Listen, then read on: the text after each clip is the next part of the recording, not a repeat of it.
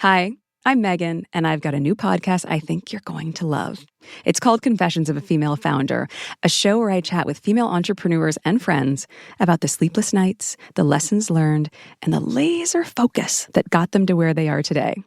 And through it all, I'm building a business of my own and getting all sorts of practical advice along the way that I'm so excited to share with you.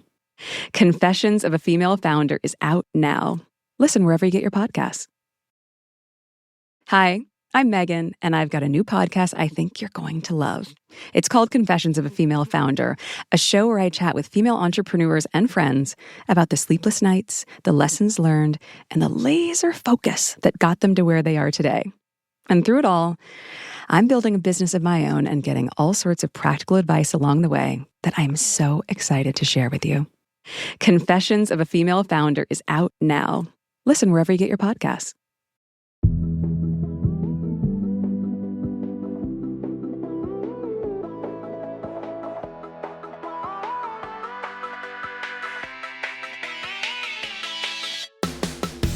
Hey, I'm Candice Lim. And I'm Lindsay, and you're listening to ICYMI.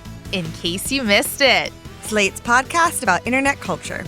Candice, I'm curious, related to today's episode, have you ever gotten in trouble for something that you posted on social media, like either with your work or with school, if we want to really go way back? Ooh, this is interesting because I will say I remember being 12 years old and having to do multiple training series from my teachers about like, everything you post will stay online forever. Be careful. Everyone will see it. And now it's almost like I've been trained to post more and more and more in order to like get jobs and stuff. So very conflicting relationship. Well, yeah, I was wondering because I feel like I also was raised in a very specific time. And I guess I only say specific because I have to imagine the presentation is different these days because everyone be posting. But I just feel like we were so scared. We were really so scared straight about putting anything online. It was going to last forever. Yeah, no, 100%. But what about you? Have you ever gotten in trouble for something you posted on social medias? So because of the aforementioned terror, I don't have too many fun examples because I really tried to be careful about it. But the only time I can remember it happening was I was literally in Barcelona on vacations. I worked at one of my first jobs in media. And I'm in Barcelona and I get a call from my boss because I tweeted out an interview that I had done with an influencer whose manager was like the most annoying manager I'd ever worked with, like a real nightmare. And so when I tweeted it, and this was unprofessional of me, I will admit, but I tweeted it and I was just kind of like flippant with the tweet because I think I just had such a bad experience with them and the influencer themselves. I was kind of interviewing them for kind of snarky reasons. It was just one of those viral moments. But the manager, determined not to beat the nightmare allegations, saw the tweet and ended up sending it to like not just my manager, but like somehow finding the names of like higher ups at the company and like CCing them all to be like, look at this tweet. And I get this call during my vacation. And the tweet was really not that bad. I was just kind of like whatever with it. But they were like, you have to take that down. And, you know, I won't go into the many reasons I was annoyed, but the big one was like, I'm in Barcelona. Let me get my tweet off. Yeah. Oh my gosh. But I bring this up because last month, while you were out, Nitish and I did this episode about New York City influencers and whether or not they were boring. And that was happening because of a larger discourse that had stemmed from a video posted by a woman with the username Martini Feeney. Now, this was a very New York-specific topic. Did you see this New York City influencers are boring discourse over on your side of the country in LA? Funnily, I did, which is ironic because I just rewatched that video and there's not really like a geocentric take to her argument, and yet it feels so NYC influencer snark vibes. And like people in LA were also like, maybe she's talking about this LA influencer. And I was like, guys, wrong coast. Yeah, no, she is clearly on NYC influencer snark posting. But the latest update, the woman who made the video who said New York City influencers were boring, she was fired. She just revealed this. Yeah. I did not see that coming. No, I mean, there's a lot more to the story that I was not expecting. I want to talk about why she was fired and also just about how people getting fired because of social media is becoming a very big issue. But first, let's take a break. When we come back, we'll talk about the many ways TikTok has actually lost people their jobs after they appeared in controversial videos. And later, if it's even fair for jobs to expect their employees to always be professional online.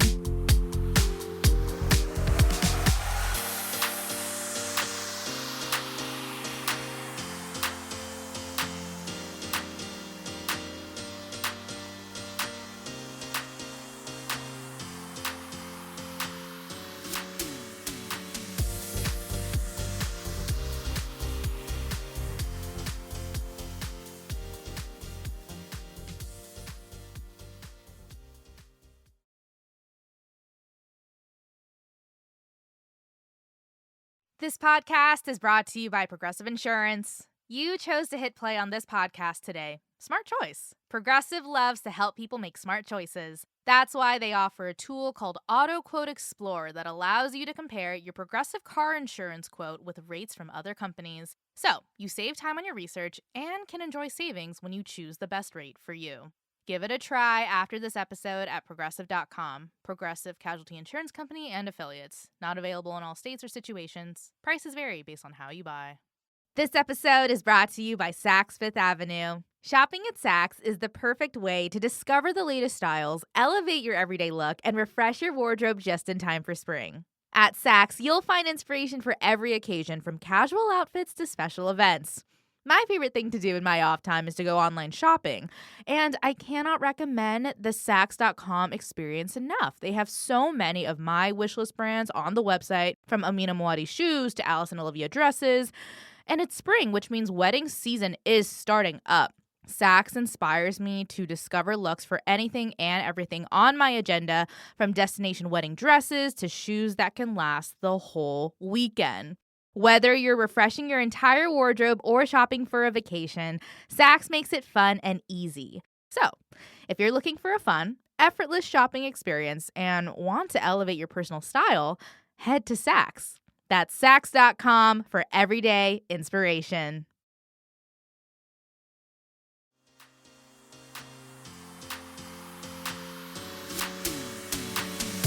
And we're back.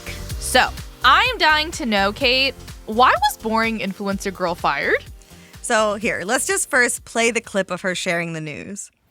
Do you guys want to know what's crazy? I lost my job because of that original video. I worked for the biggest luxury fashion brand in the world, and they were like, that's why I was bored, because they're obsessed with those girls. Like, it's crazy. It's like the only people they work with. But yeah, God forbid you speak your mind to your 90 followers at the time you get clipped.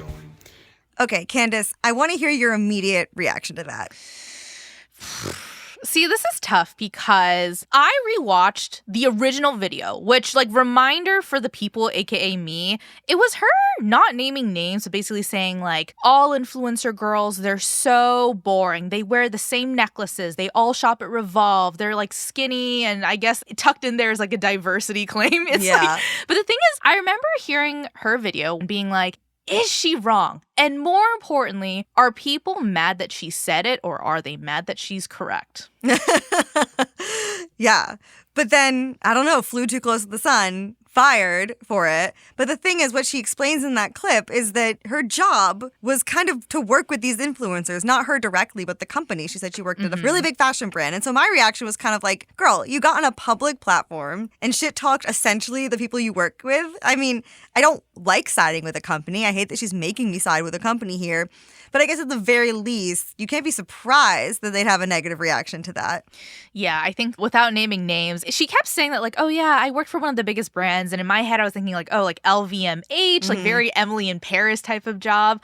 The thing is, I think now that she has been fired, I side with her a little bit, because I think what it is even though it is risky to basically come at the unnamed clients you work for or may work with later on, I sense a lot of frustration, maybe irritation, maybe just straight up malaise about her job. And that's something we all relate to. And this was her way of kind of letting that steam out of the kettle. But I'm not sure if she needed to get fired for this, although maybe she wanted to. Right. I think they could have just asked her to take it down. I feel like they could be like, hey, warning, take it down. But also, I guess the can of worms had been opened. Yeah. But here's the thing. She is not the first nor last person this will happen to. No, not at all. I mean, regular people have been getting fired for careless social media posts pretty much since social media was invented, even if they don't have a following. But then there's this sort of side part that if whatever you posted also goes viral, which was the case for the woman who talked about boring influencers,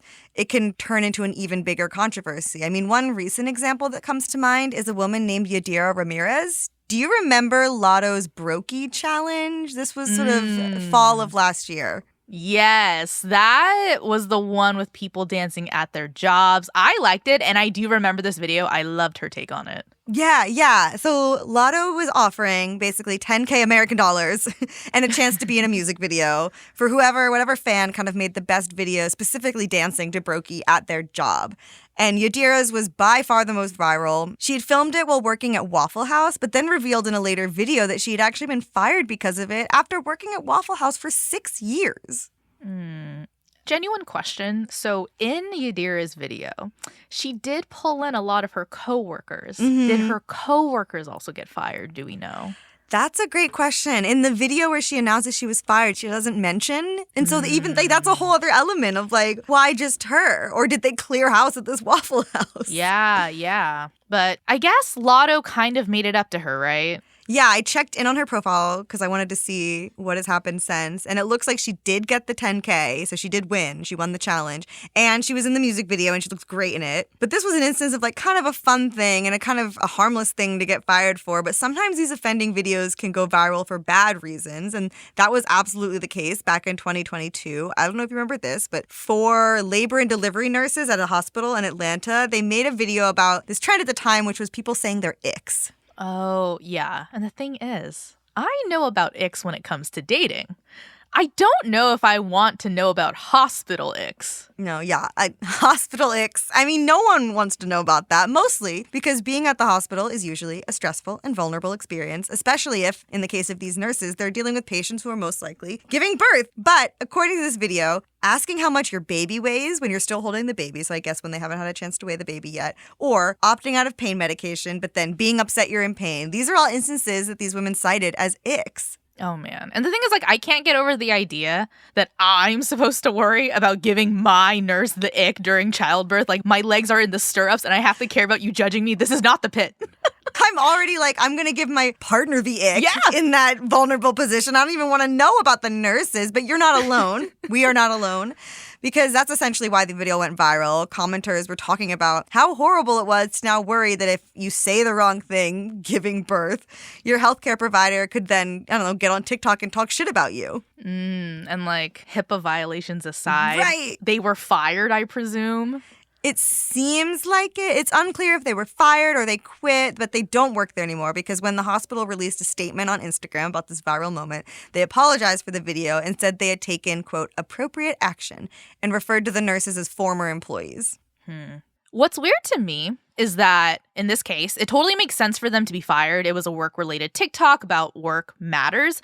But for Yadira, I don't know. Like, sure, it was filmed at work, but it was a harmless dancing video. If anything, it was like good advertisement for Waffle House. I don't know if she deserved it. I know. And like what you were saying, like she got all of her coworkers and I'm like, that looks like a fun place to go eat. Like I now can see everyone there's having fun, but it seems like every company has a different policy or just like feelings about their employees being in the public eye. I think maybe social media can be a can of worms, especially on platforms like TikTok, because you do never know what's going to happen when you post a video. Yeah. And that makes me think of one of my favorites, Brittany Broski. When she went viral for being Kombucha Girl, she was working at a bank. And apparently her boss was basically like, you have to decide between this job or posting on social media. And it's so funny. I know we didn't know at the time because this was like pandemic times. We had no idea what TikTok was going to be. But the boss was essentially like, do you want to work at a bank or do you want to pursue this career where you will eventually make a video with Timothée Chalamet? Oh, yeah. Unsurprisingly, that's what she chose. She chose social media. And she's such a TikTok success story. But I don't know, was it even fair for her employer to make her choose in the first place?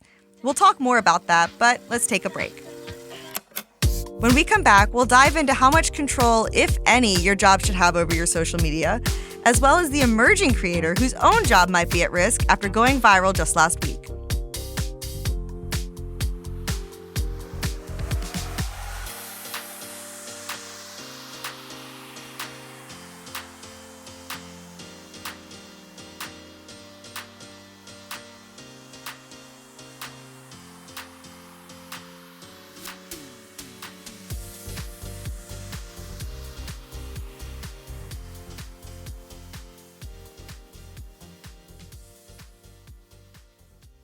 Listen to Sunrise on the Reaping, the highly anticipated new audiobook in the Hunger Games series by Suzanne Collins on Audible. Hear Jefferson White narrate the story of the legendary survivor, young Haymitch Abernathy. Revisit the world of Panem, 24 years before the original Hunger Games series. As the day dawns on the 50th annual Hunger Games, fear grips the districts of Panem. This year, in honor of the Quarter Quell, twice as many tributes will be taken from their homes. I'm so excited for this story because I've been a big Hunger Games fan since the first trilogy came out. I remember being in middle school, absolutely staying up all night to get through the trilogy. And this relationship has stuck with me through adulthood, and it's going to continue with the Sunrise on the Reaping because I will take any excuse to dive back into the world of Panem. Whether you're a passionate fan or just starting your journey, venture to District 12 and hear the story the world's been waiting for. Welcome to the 50th Hunger Games. Experience the worldwide best-selling series in a whole new way. Go to audible.com/sunrise and listen with the world. Vacation season is nearly upon us, and this year it's time to treat yourself to the luxe upgrades you deserve with Quince's high-quality travel essentials at fair prices. I just came back from a trip, and the whole time I was using a hand-me-down suitcase with a broken handle. It's certainly not going to last through summer. Next time, though, I'd take one of Quince's best-selling expandable carry-on suitcases so I can breeze through airports while still taking everything I need with me. The best part? All Quince items are priced 50 to 80% less than similar brands, like lightweight European linen styles from $30, washable silk tops, and comfy lounge sets, with premium luggage options and stylish tote bags to carry it all. By partnering directly with top factories, Quince cuts out the cost of the middleman and passes the savings on to us. And Quince only works with factories that use safe, ethical, and responsible manufacturing practices and premium fabrics and finishes. For your next trip, treat yourself to the luxe upgrades you deserve from Quince. Go to quince.com/online for 365-day returns, plus free shipping on your order. That's QUINCE.com/online to get free shipping and 365-day returns. Quince.com/online. Oh, ICYMI listeners, do I have a scoop for you? So what is it, you ask? It's that Discover is accepted at 99% of places that take credit cards nationwide. Now, before anyone goes suggesting that this is just a rumor, know that there's actual proof that this kettle of tea is not only piping hot, but 100% true. So, yeah, sometimes it pays to be a little nosy, but it always pays to discover. Based on the February 2024 Nielsen report, learn more at discover.com/creditcard. Hey there! If you're a regular listener who enjoys ICYMI, it would mean the world if you gave us a 5-star rating or review on Apple or Spotify. Every episode of ICYMI is different, from learning about the Republican makeup trend to taking deep dives into the drama within online fandoms. Sometimes, though, that means our episodes can become part of those stories, resulting in negative reviews from people who aren't actually listeners. That's why it's so important for the real ICYMI heads to be represented in these ratings. If that's you, it would be great if you could show us some love. All right, back to the episode.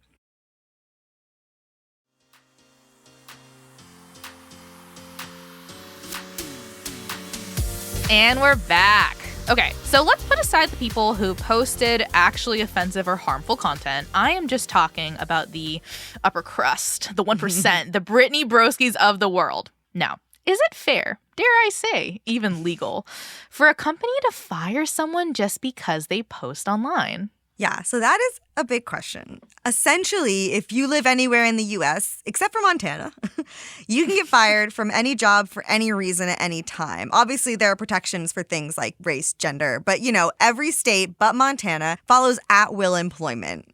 In Montana, an employer has to have something called just cause, which means they need to be able to point to a fair, valid reason for firing someone. But even under that, even under just cause, I guess someone's social media posts could be the cause. Yeah, and by the way, Montana has a very fickle relationship with the internet and social media. This is the same state that before the TikTok ban became a nationwide thing, they tried to ban it in their state. And people were kind of I'm sorry, do you just want me to move? Yeah. And despite all of that, I just think it's a little unrealistic. Maybe 15 years ago, social media was optional, but it doesn't really feel that way anymore, especially if you work in an industry like we do that needs audiences. Right. And I think this is a question that comes up a lot, especially in this era of like remote work, but especially when it comes to social media where it's a bit more nebulous, which is when are we on the clock and when are we not when it comes to online spaces? Because, you know, if someone makes a video in their home on the weekend talking about something in their own personal, non-professional life, I don't know if I would agree that their employer has or should have any jurisdiction over that.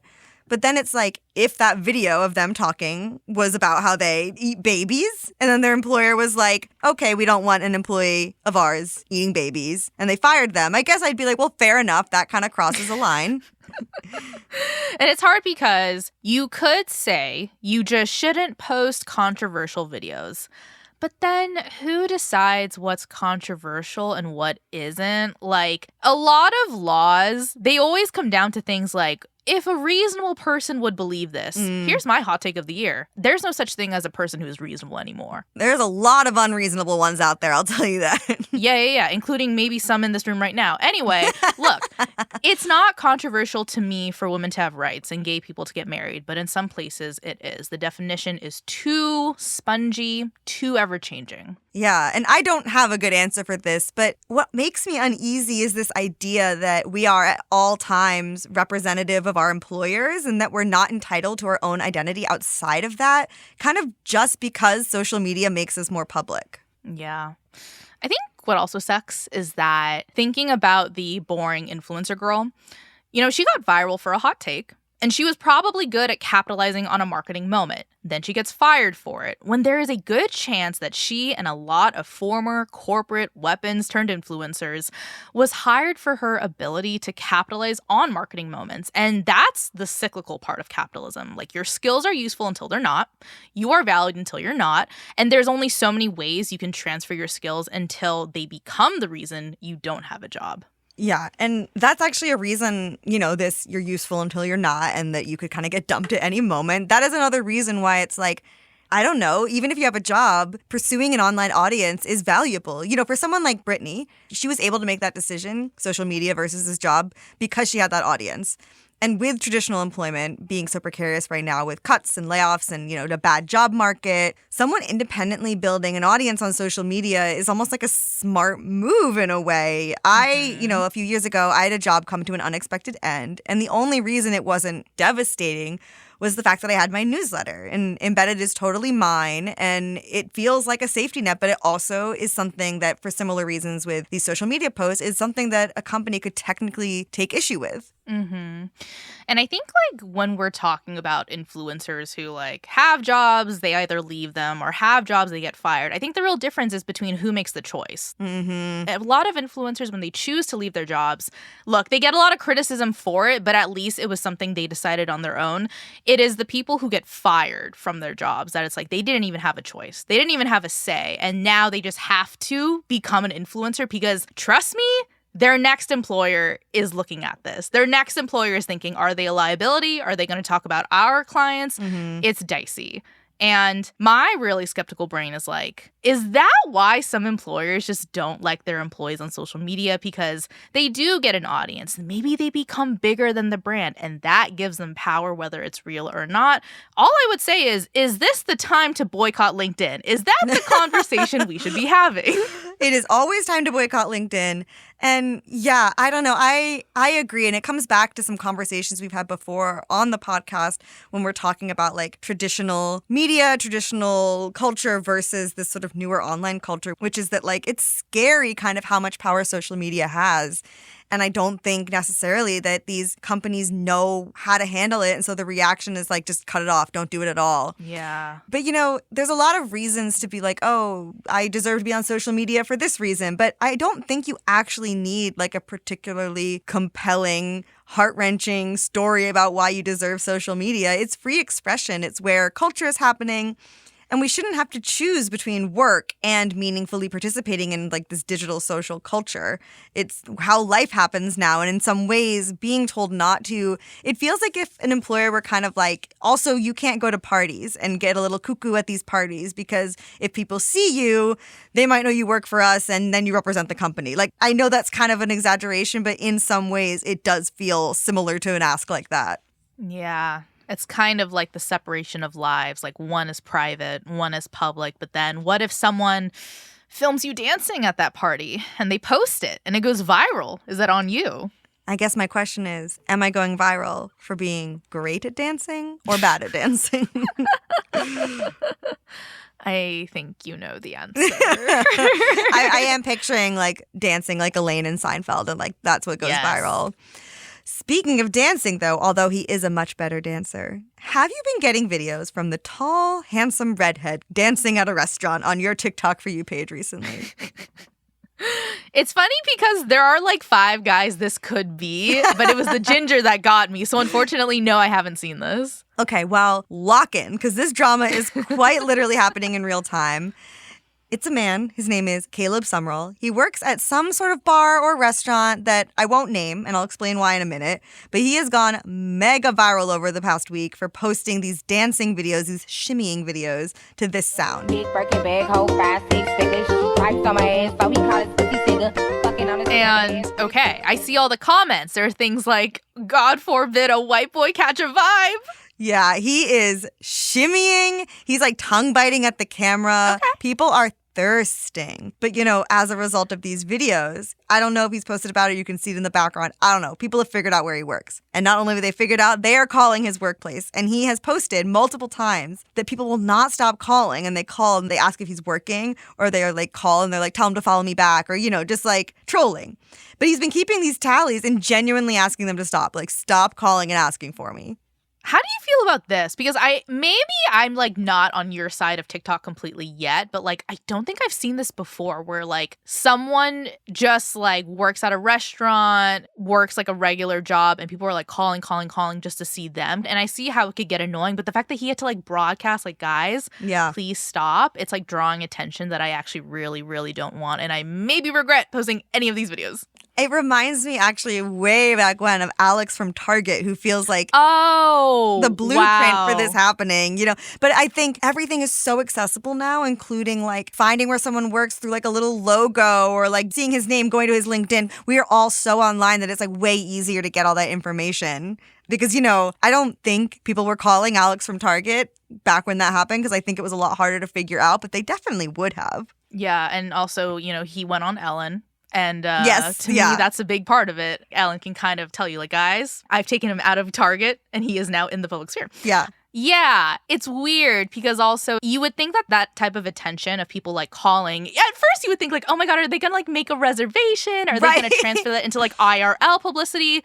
No, it just seems like they're just trying to like call in and get information, which to me, I'm kind of like, okay, is there a version of HIPAA where it's like, as a manager, you shouldn't be giving out schedules of your employees? Because that is a safety concern, I would say. Yeah, I feel like they're probably not. I don't know. Now I'm like, I don't know about that. Like, are they not allowed? A good manager shouldn't. Yeah. The people thirsting after this man, they are thirsting hard. They're coming in hot. He is not safe from his fangirls. Yeah. And here's the thing. I kind of understand where the fangirls are coming from, because there is this trend on TikTok now where girls or any people of young age, they're calling bars like high times, 2 a.m. And they're calling them and being like, hey, what's the vibe? And then the bartender's like, hot guys are here. Great, we'll be there in 10. And I think that's funny, but I think the reason why they're going to that length, this, let's say, pre-screening of the vibe, is probably because dating apps suck, okay? And we have to shoot our shot in any form possible. And so I kind of get it.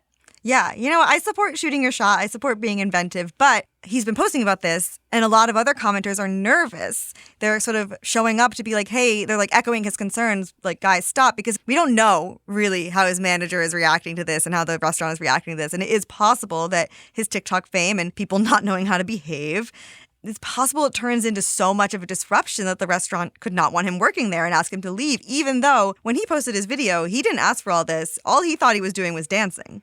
Yeah. And there's so many moving parts to this. It's like 1, where you work, 2, how they happen to feel about social media, 3, what you posted, 4, how people reacted. And you could have the best intentions, but still end up with the perfect shitstorm. That does mean you lose your job.